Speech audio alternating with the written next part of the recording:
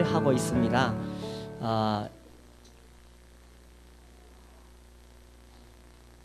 그 중에 특별히 오늘 이제 이 주기도문으로 알려진 부분을 이제 시작하게 되겠습니다.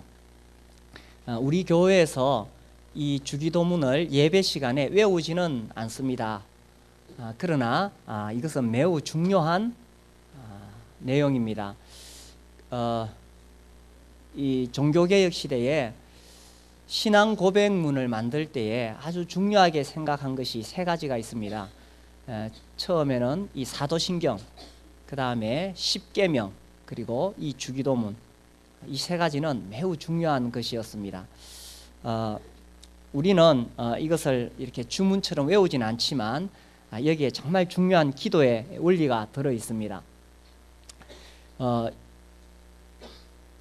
사실 우리가 기도를 하고는 있지만 이 기도가 정말 하나님 보시기에 얼마나 합당한 기도냐 하는 거죠. 우리는 굉장히 이기적이고 자기중심적입니다. 정말 우리는 뼈속 깊이 나 중심입니다.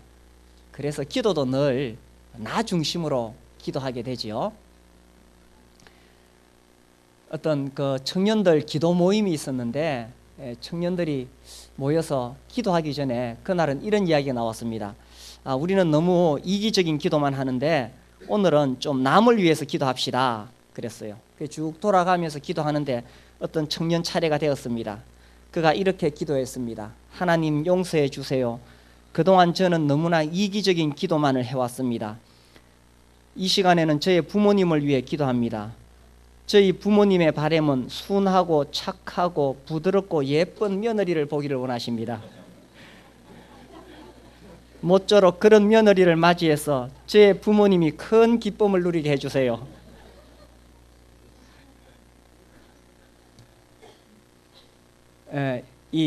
여기 이제 우리가 이 기도문을 보게 되겠는데, 이 주기도문은 마태복음 전체에서도 굉장히 중요하고 특별히 산상수훈 안에서도 굉장히 중요합니다. 여기에 사실 신앙의 원리가 다 들어 있습니다. 위치도 이 산상수훈에서 볼 때 제일 한가운데 가장 중요한 자리에 차지하고 있습니다. 여기서 우리가 정말 놀라운 기도의 원리와 신앙의 원리를 배우게 됩니다. 먼저 주님은 이 잘못된 기도에 대해서 5절에서 8절까지 말씀하셨지요. 외식하는 사람들은 다른 사람에게 보이려고 기도를 한다. 그것은 올바른 기도가 아니라는 거죠. 진정한 기도는 하나님 앞에서 은밀하게 하는 것이다 라고 가르치셨습니다. 그 다음에 이제 7절에 보면 이방인들의 잘못된 기도에 대해서 말씀하셨습니다. 이방인들은 중언부언 말을 많이 하는 것을 기도를 잘하는 것이라고 생각했습니다. 근데 주님은 그렇게 중언부언하지 말라고 하셨어요. 이 의미가 우리가 예를 들어 어떤 기도를 할 때 간절한 마음이 있습니다. 그러면 계속 반복해서 기도할 수 있습니다. 그래서 같은 내용을 반복해서 기도하지 말라 그런 뜻이 아닙니다. 우리가 간절한 기도 제목이 있으면 계속 반복해서 그것을 위해서 기도할 수 있습니다. 여기서 중언부언하지 말라는 것은 의미 없는 말을 장황하게 반복해서 주문을 외우듯이 하는 것, 그렇게는 하지 말라라는 뜻입니다. 왜 그러냐 하면 8절에 그러므로 그들을 본받지 말라. 구하기 전에 너희에게 있어야 할 것을 하나님 너희 아버지께서 아시느니라. 왜 주문 외우듯이 그런 식으로 하지 말라고 하셨냐 하면 하나님은 우리가 기도하기 전에 우리에게 있어야 할 것을 다 알고 계신다 라는 거죠. 그럼 우리가 이런 질문을 가지게 됩니다. 아니, 내가 기도하기 전에 하나님 다 아시면 기도할 필요가 어디 있어요? 알아서 주시지. 그럼 기도할 필요가 없겠네요. 그렇게 생각할 수 있는데, 그런데 주님은 기도를 하라고 하셨거든요. 이게 무슨 말이냐 하면 기도라는 것은 단순히 내가 하나님 앞에 구하는 것이 있어서 하나님 이것 주세요 저것 주세요 막 달라고 하는 것이 기도가 아니라는 것입니다. 하나님은 나에게 필요한 것을 다 아시는데 왜 기도하라고 하셨느냐? 그것은 기도를 통해서 하나님과 내가 인격적인 만남을 가지기를 원하신다라는 것입니다. 하나님은요, 나한테 뭐가 필요하신지 다 아세요. 그러나 나하고 이야기하고 싶으신 거예요. 한 번씩 라디오에 그런 방송이 나오는데, 공익 광고가 나오는데, 뭐 부모님들 자녀들과 좀 대화를 하십시오, 이런 식의 공익 광고가 나오는 걸 제가 몇 번 들었습니다. 저는 그 광고를 들을 때마다 아니, 자녀들에게도 좀 저런 거 했으면 좋겠다. 우리 부모들은 정말 자녀들하고 대화하고 싶은데 요즘 우리 애들이 너무 바빠요. 그리고 시간 나면 와서 이거 꺼내가지고 이거 가지고 대화해요. 그래서 정상적인 부모라면 정말 자녀와 대화하기를 원합니다. 우리 사춘기에 있는 우리 학생들, 부모님과 좀 대화를 하십시오. 우리 하나님도 정말 우리하고 대화하기를 원하십니다. 그런데 우리가 너무 바빠요. TV 앞에 앉아있고 PC 앞에 앉아있고 이러니까 하나님하고 대화를 못하는 겁니다. 하나님은 우리하고 인격적인 만남을 가지기를 원하시기 때문에 그래서 기도하라고 말씀하고 계십니다. 그래서 이제 9절부터 그러므로 너희는 이렇게 기도하라 하면서 9절에서부터 이 주기도문이 나옵니다. 이 내용이요, 크게 두 부분으로 나눌 수가 있습니다. 여기 6가지 하나님께 구하는 것이 나오는데, 이 9절과 10절에 나오는 3가지는 하나님 앞에 구하는 것입니다. 하나님을 위하여 구하는 것입니다. 하나님 중심적인 기도를 하고 있습니다. 그리고 11절에서부터는 또 3가지는 우리를 위한 것, 나에게 필요한 것을 구하고 있는데, 오늘 이 시간에는 10절까지 이 하나님 중심의 기도가 뭔가를 이제 살펴보려고 합니다. 자, 9절에 보면 그러므로 너희는 이렇게 기도하라. 자, 어떻게 하느냐? 처음에 이 기도의 말문을 여는 게 중요합니다. 뭐라고 기도의 말문을 여느냐? 하늘에 계신 우리 아버지여. 이것은 하나님 앞에 기도의 말문을 여는 것입니다. 저는요, 하나님 앞에 우리가 이렇게 고백하는 것은 그야말로 하늘 문을 여는 황금 열쇠라고 생각합니다. 하늘에 계신 우리 아버지여, 이렇게 부를 때에 우리 하나님은 어떻게 하실까요? 우리 하나님 지금 바쁘시거든요. 지금 온 하늘의 별들을 운행하셔야 되고 세계 곳곳에서 일어나는 일들에 하나님 다 관심이 있으십니다. 그리고 오늘날 인류가 뭐 한 60억 됩니까? 그 머리카락까지 다 세시려고 하시려니 하나님 얼마나 바쁘시겠어요. 그렇게 바쁘신 하나님도 하늘에 계신 우리 아버지여 라고 우리가 고백할 때에 하나님이 금방 시선을 나를 향해서 비추신다는 것입니다. 그리고 몸을 낮추시고 귀를 기울이시면서 그래 아들아, 무슨 이야기를 하고 싶으냐? 저는 하늘에 계신 우리 아버지여 라고 할 때마다 하나님께서 저에게 이렇게 해주시는 것을 느끼게 됩니다. 하나님은요, 정말 우리의 이 고백에 얼마나 사랑스러운 마음으로 우리를 내려다 보시는지 모릅니다. 그래서 하늘에 계신 우리 아버지여, 누가 이 온 우주 만물을 만드신 하나님을 아버지라고 부를 수 있겠어요? 그건 정말 하나님의 자녀만이 가진 특권입니다. 어떻게 우리가 하나님 자녀가 될 수 있습니까? 요한복음 1장 12절, 영접하는 자 곧 그 이름을 믿는 자들에게는 하나님의 자녀가 되는 권세를 주셨으니. 그래서 우리가 예수님을 영접할 때에 하나님의 자녀가 되고, 그래서 하늘에 계신 우리 아버지여 라고 부를 수 있는 특권이 생기는 것입니다. 그리고 우리가 그렇게 고백할 때에 우리 하나님께서 그래 아들아 무슨 말을 하고 싶으냐 하면서 우리에게 귀를 기울이시는 것입니다. 하나님은 정말 이 우리를 아들로 삼으셨습니다. 이 로마서 8장 15절 저는 이 말씀 참 좋아합니다.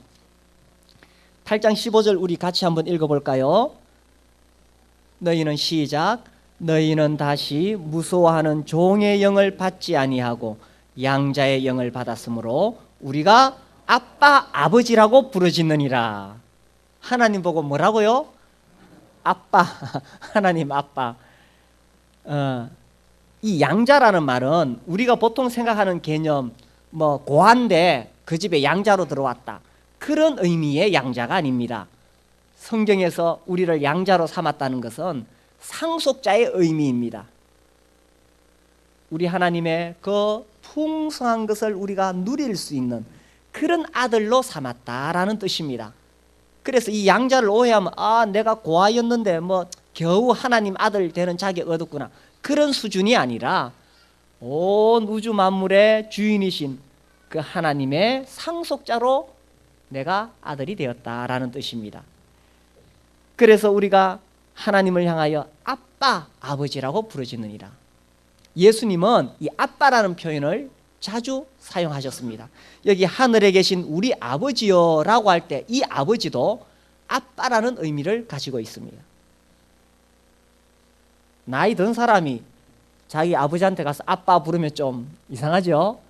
그러나 어린아이들이 아빠라고 부를 때는 말할 수 없는 친근감이 있습니다.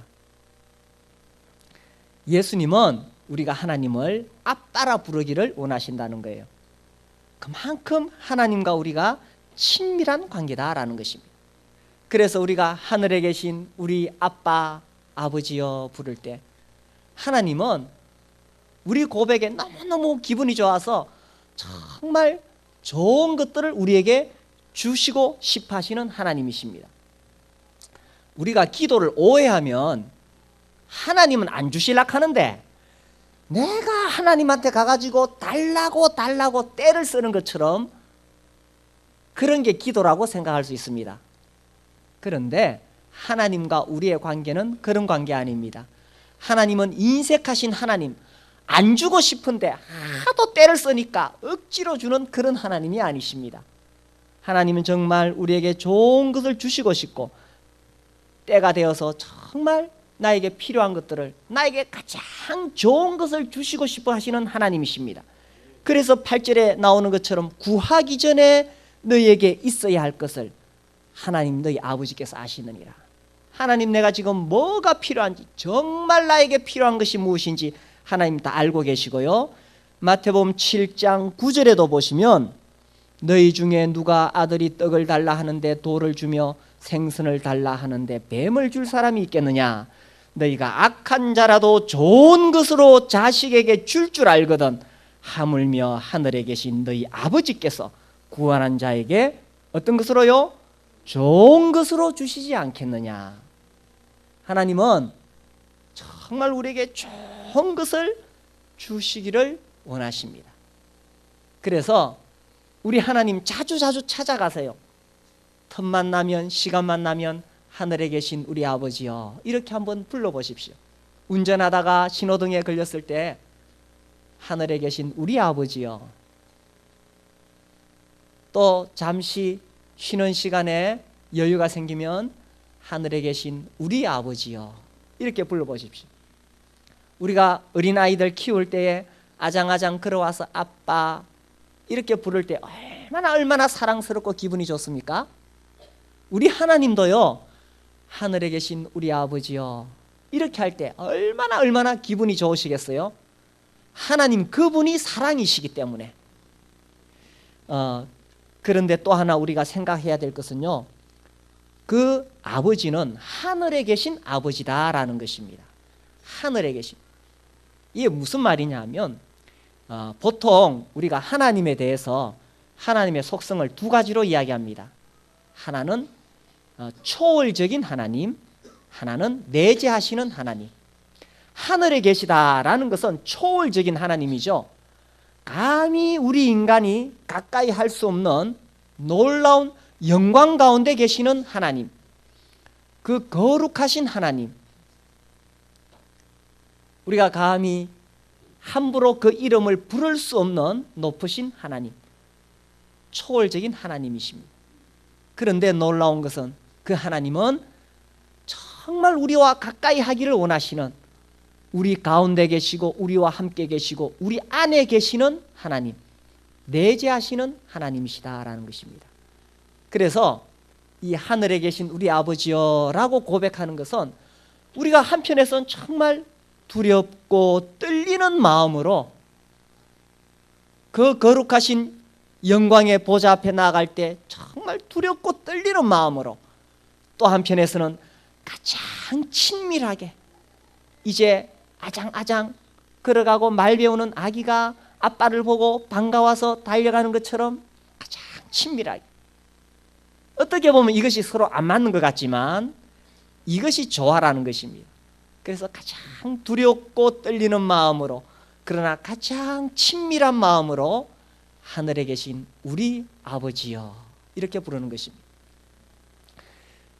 저도 뭐 늘 기도를 합니다마는 때때로 어떨 때는 이렇게 기도하려고 딱 왔는데 어디서 시작해야 될지, 어디서 말문을 열어야 될지 어떨 때는 참 답답할 때가 있습니다. 혹시 그런 경험을 해보셨어요? 그때는 저는 꼭 주기도문으로 기도를 시작합니다. 하늘에 계신 우리 아버지여, 이렇게 하면 그 다음부터는 기도가 이렇게 풀어지기 시작합니다. 그래서 저는 이 고백이 하늘 문을 여는 황금 열쇠라고 생각이 되어집니다. 우리 조용히 한번 불러볼까요? 하늘에 계신 우리 아버지여. 시작. 하늘에 계신 우리 아버지여. 우리 하나님의 눈빛이 보입니까? 그래 아들아, 무슨 말을 하고 싶으니? 이제 이렇게 하늘 문을 연 다음에 이제 본격적으로 6가지를 구하게 되는데, 첫 번째 구하는 것이 뭐냐? 9절에 뭡니까? 이름이 거룩히 여김을 받으시오며, 그 다음에 10절 나라가 임하시오며 뜻이 하늘에서 이루어진 것 같이 땅에서도 이루어지이다. 이 내용을 보면은 이건 정말 나 중심의 기도가 아니라 하나님 중심의 기도다라는 것을 알 수가 있습니다. 제가 지난주에 이 제임스 패크의 글을 읽으면서 우리의 신앙이 오늘날 얼마나 인간 중심으로 변질되어 있느냐, 성경적인 신앙은 인간 중심이 아니라 하나님 중심입니다. 우리는 어쩌면 나를 위해서 하나님을 믿으려고 합니다. 나의 행복을 위해서 하나님을 끌어당기려고 합니다. 그러나 성경적인 신앙은 나 중심, 인간 중심 아니라 하나님 중심입니다. 그런데 놀라운 것은 나 중심 될 때는 항상 나는 부족하고 항상 나는 불평스럽습니다. 그런데 하나님 중심이 되면 나의 모든 것이 채워지는 것을 경험하게 됩니다. 성경은요, 우주 만물을 만드신 하나님이 중심이라고 말씀하고 계십니다. 어쩌면 우리는 내가 구원받았다는 사실마저도 나 중심으로 해석하려고 합니다. 내가 지옥 가는데 이제 예수를 믿었기 때문에 나는 천국 간다, 나 중심으로 해석하려고 합니다. 그러나 성경은 무엇을 말하느냐? 성경은 창세전부터 하나님은 나를 구원하시려고 선택하시고 나를 구원하시기 위해서 그 아들을 보내주셨고, 그리고 그 아들은 십자가에 죽으셨고 때가 되었을 때 성령님을 통하여 이 놀라운 사실을 깨닫게 하심으로 나를 구원하신 것입니다. 이것은 무엇이냐? 처음부터 하나님 중심의 계획이었다라는 것입니다. 그래서 내가 예수를 영접하고 내가 믿어주니까 구원받은 것이 아닙니다. 하나님의 놀라운 계획과 섭리 가운데 내가 부름을 받았고 구원을 입은 것입니다. 그래서 모든 것이 하나님 중심으로 온 우주 만물이 운행이 되어지고 하나님 중심으로 질서가 편성되어 있다라는 사실입니다. 그래서 이제 이 하늘 문을 열고 들어가서 제일 처음에 무엇을 구하느냐? 이름이 거룩히 여김을 받으시오며, 우리 하나님, 우리 주님의 이름이 거룩히 여김을 받으시오며. 이게 무슨 말이냐? 이것은요, 내가 어떻게 살아야 되느냐를 사실 이야기하고 있는 것입니다. 하나님의 이름은 내가 뭐 거룩하게 만든다고 해서 거룩해지고 그렇지 않습니다. 하나님은 영원부터 영원까지 누가 뭐래도 거룩하신 하나님이십니다. 그런데 내가 주님의 이름을 더럽히는 일을 할 수 있다는 것입니다. 로마서 2장 24절에 보면요, 이런 말씀이 나옵니다. 24절, 기록된 바와 같이 하나님의 이름이 너희 때문에 이방인 중에서 모독을 받는도다. 이 유대인들이 하나님 말씀대로 살지 않으면 이방인들이 그 유대인들을 욕할 뿐만 아니라 하나님을 욕하게 된다는 것입니다.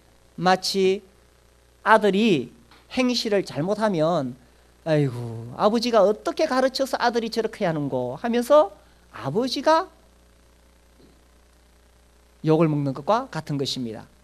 그래서 이 이름이 거룩히 여김을 받으시오며 라는 의미는 하나님 아버지, 내가 정말 내 삶 속에서 우리 하나님의 이름이 높아지는 그런 삶을 살기를 원합니다 라는 고백이 여기에 들어가 있는 거예요. 하나님, 나의 직장에서, 나의 가정에서, 또 내가 다니는 학교에서, 내가 만나는 사람들 가운데 하나님, 나 때문에 우리 하나님의 이름이 거룩히 여김을 받기를 원합니다. 제가 이 말씀을 생각하면서요, 다니엘이 기억났습니다. 다니엘이 나이가 들었을 때에 그 주위에 있는 이 정치가들이 다니엘을 모함해서 죽이려고 해요. 그런데 다니엘은 아무 잘못한 것이 없습니다. 이 참 놀라운 일이에요. 오늘날 우리 정치인들 중에 뒷조사에서 뭐 뭔지 안 나올 사람이 어디 있겠어요?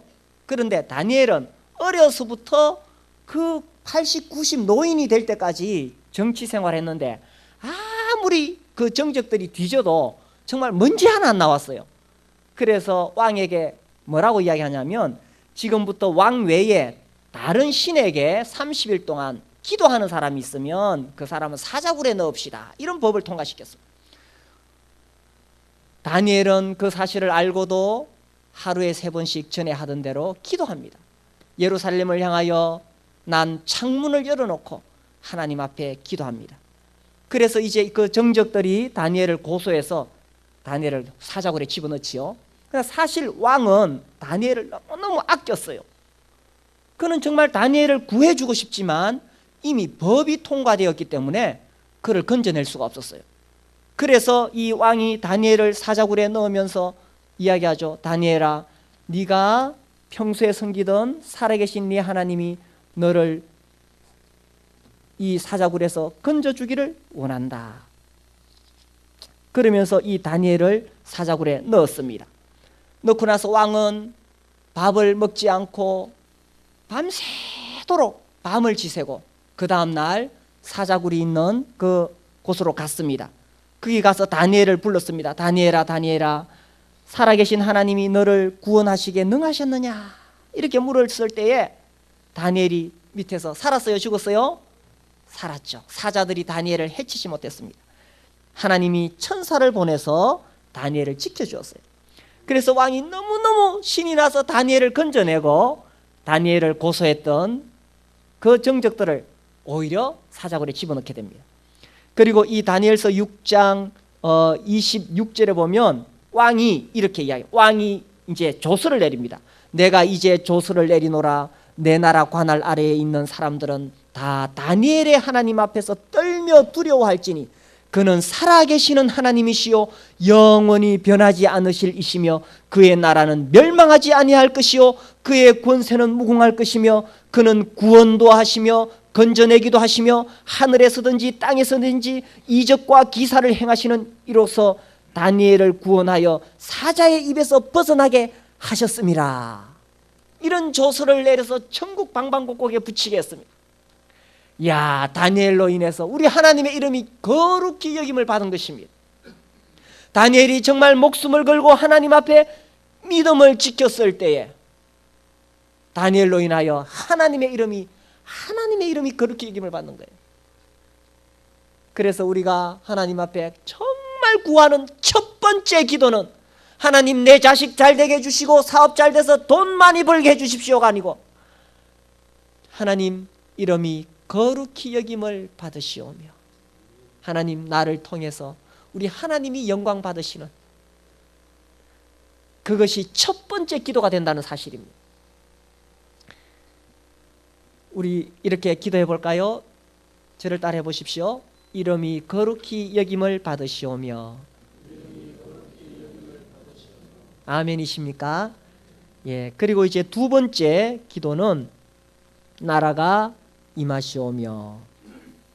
이 나라가 임한다고 했을 때는 우리 주님의 나라를 이야기합니다.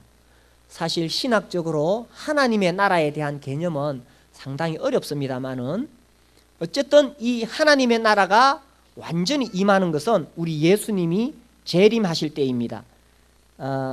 제가 아침에 요즘 요한계시록으로 큐티를 하는데 어제 이 요한계시록 11장 15절 말씀을 읽었어요. 제가 읽어드리겠습니다. 일곱째 천사가 나팔을 불매 하늘에 큰 음성들이 나서 이르되 세상 나라가 우리 주와 그의 그리스도의 나라가 되어 그가 세세토록 왕노릇 하시리로다 하니.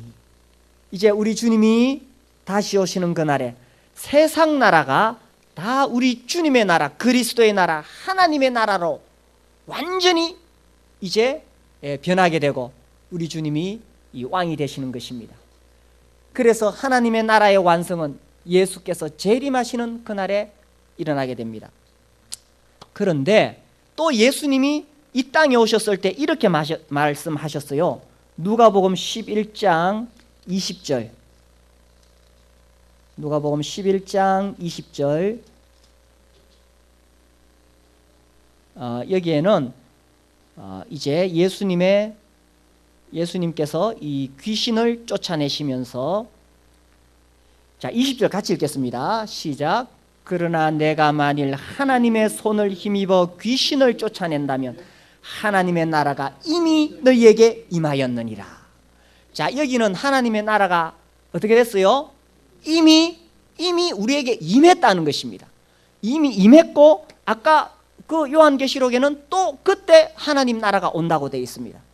그래서 이 어떤 신학자가 아주 참 재미있는 표현을 썼습니다. Already not yet. 하나님의 나라는 이미 우리에게 임했지만 아직은, 이런 뜻입니다. 그래서 우리는 하나님 나라의 이 긴장 시대에 살아가고 있습니다. 무슨 이야기냐 하면 장차 예수님의 재림으로 그 하나님 나라가 임하지만 지금 이미 우리 가운데 하나님의 나라가 임했다는 것은 이제 예수님의 통치가 우리 가운데 시작이 되었다라는 것입니다. 그래서 내가 예수님을 영접했을 때 예수님의 통치가 임하는 것이 하나님의 나라가 이미 임했다는 것입니다. 그게 무슨 말씀이냐면 이제 이 세상 나라에 우리가 살고 있는데 우리가 지금 사단의 지배 아래 살아가는 것이 아니라는 것입니다. 내가 예수님을 영접하고 예수님이 내 주인이 되었을 때 나는 이제 사단의 나라의 지배 아래 있는 것이 아니라 만왕의 왕이신 예수 그리스도의 나라, 그분의 지배와 통치 아래 살아가고 있다라는 것입니다. 그리고 나라가 임하시오며 라는 의미는 이제 그 주님의 통치가 나의 삶 가운데 또 내가 살고 있는 이 지역사회와 이 나라에 대한민국에 임하기를 바라는 의미가 담겨져 있습니다. 그래서 나라가 임하시오며 주님 내 가정에 우리 주님의 통치가 임하기를 원합니다. 내 가정을 주님이 통치하여 주시옵소서. 내가 하고 있는 사업에 있어서도 이 사업도 내가 주인이 되어서 이끌어가는 것이 아니라 내 사업장 돈 벌기 위한 욕심으로 내가 이끌어가는 것이 아니라 주님이 통치하시는 사업장이 되어서 주님이 다스리는 사업장이 되게 해주십시오. 그런 의미입니다. 주님 우리가 살고 있는 이 대구 땅 주님의 나라가 임해서 이 얼마나 지금 악한 일들이 일어나고 있습니까? 그러나 주님의 나라가 여기에 주님의 통치가 임해서 이 대구 땅 또 우리가 살고 있는 우리의 사랑하는 대한민국 여기에 주님의 나라가 임해서 주님이 통치하는 나라가 되게 해 주십시오 라는 의미라는 것입니다.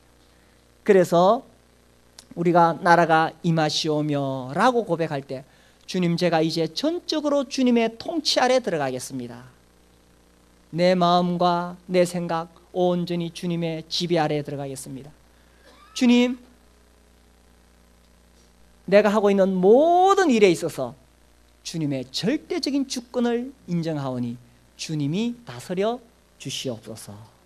그런 의미가 여기에 담겨져 있는 것입니다. 자, 저를 한번 따라해 보십시오. 나라가 임하시오며.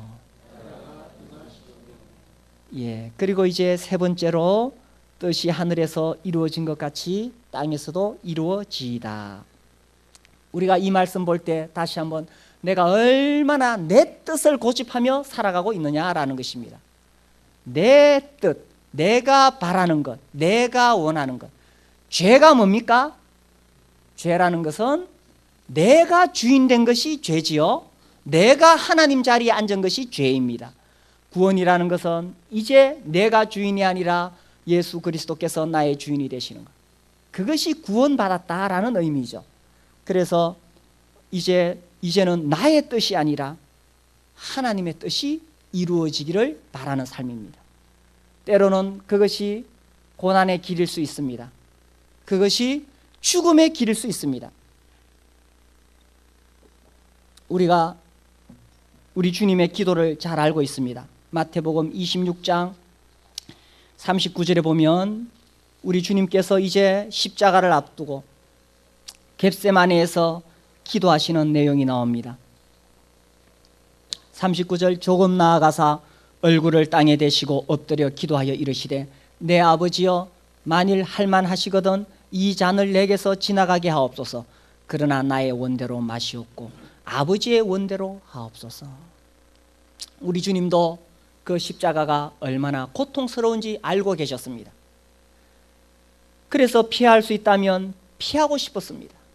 그러나 아버지여, 나의 원대로 마시옵고 아버지의 원대로 하옵소서. 우리의 기도는 하나님 제발 이것 좀 되게 해주십시오. 하나님 제발 이렇게 해주십시오. 내 뜻을 구하는 것이 아니라 하나님, 정말 하나님의 뜻이 무엇입니까? 우리는 병들면 다 낫기를 원해서 기도합니다. 그러나 때로는 내가 병든 것이 하나님의 뜻이라면 하나님의 뜻대로 하옵소서. 우리는 다 사업 잘 돼서 돈 많이 벌기를 원합니다. 그러나 때로는 사업이 어려워서 가난하게 될 수 있습니다. 그것을 통한 주님의 뜻이 있다면 주님, 내 뜻대로 마옵시고 주님의 뜻대로 하옵소서. 나의 모든 것을 주님 앞에 내려놓을 수 있는 기도, 내 뜻대로 마옵시고 아버지 뜻대로 하옵소서. 그것이 그럼 나는 맨날 그렇게 살아야 되느냐? 아닙니다. 주님의 뜻이 이루어지는 것이 사실은 진정한 만족이요 행복이라는 것입니다. 우리 하나님은요, 정말 영원부터 영원까지 큰 계획 가운데 또 나의 삶도 태어나서 죽을 때까지 나의 모든 삶을 주님의 섭리 가운데 인도하고 계시기에 지금 한순간의 실패가 아닌 것입니다. 그것이 다 이 모자이크처럼 다 짝을 맞추어서 하나님은 내 인생을 정말 아름다운 그림을 그리고 싶은 거예요. 그런데 나는 우선 내가 원하는 것만 찾으니까 이 그림이 안 그려져요. 그림이 아름다운 것은 밝은 부분만 있어서 아름다운 것이 아니라 어두운 부분도 있기 때문에 그림이 아름답지 않은가요? 노란색만 다 칠해놓으면 어떻게 그림이 되겠어요? 검은색도 있고. 이래야 조화가 이루어지죠. 하나님은 내 인생에 대해서 그런 큰 그림을 그리시고 이끌어 가실 때 내가 고집 부리면 나만 손해입니다. 그래서 오히려 하나님의 뜻이 이루어지기를 원합니다. 그리고 하늘에서 뜻이 이루어진 같이 하나님의 이 놀라운 계획은 이미 하늘에서 다 계획이 되어져 있고 하나님께서 섭리 가운데 하나님은 다 알고 계십니다. 그렇다면 내 생각을 주장하는 것보다는 주님의 뜻이 이루어지기를 원합니다. 우리는 정말 얼마나 나 중심으로 살아갑니까? 주님의 기도는 정말 기도가 무엇인지, 신앙이 무엇인지를 우리에게 가르쳐 주고 있습니다. 우리 청년들이 그 카톡에서 쓰는 이 청년들 방이 있는데 제가 오늘 아침에 올라온 글을 읽었습니다. 제가 개인적으로 양해를 안 구하고 읽어서 죄송합니다만은 딱 읽어보니까 오늘 제가 설교할 내용이 있더라고요. 나의 삶은 누구를 위한 삶인가? 나는 나의 행복을 위해 살았다.